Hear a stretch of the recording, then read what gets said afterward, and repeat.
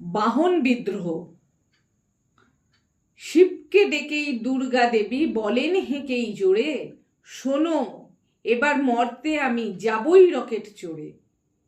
কার্তিক বলে, আমি যাব মম, চড়েই হিরো হুন্ডা। দুর্গা বলেন, তা তো যাবি, তুই যে পাকা গুন্ডা। গণেশ বলে, আমি যাব মা লাল মারুতি চেপে। দুর্গা বলেন, যাবার আগে নিজ ভুঁড়িটা মেপে। লক্ষ্মী বলেন, আমি যেতে চাই হেলিকপ্টার চড়ে। রাস্তাঘাটে ভিড় দেখে খুব মাথা আমার ঘোরে। সরস্বতী বলে, যেতে চাই সাবমেরিন চেপে। দুর্গা দেবী বলেন রেগেই, গেলি কি সব ক্ষেপে?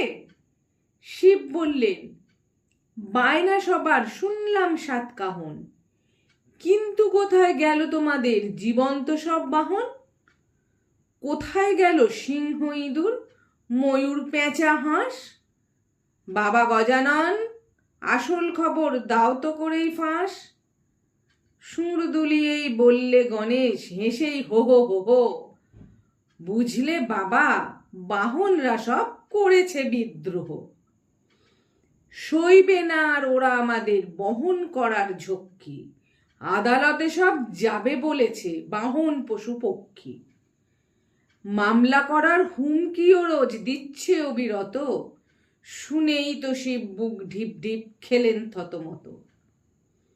বলেন, তোদের নয়া বাহনে চাই তো প্রচুর টাকা, কিন্তু কোথায় পাবো আমি, হ্যাঁ ট্যাগ যে আমার ফাঁকা।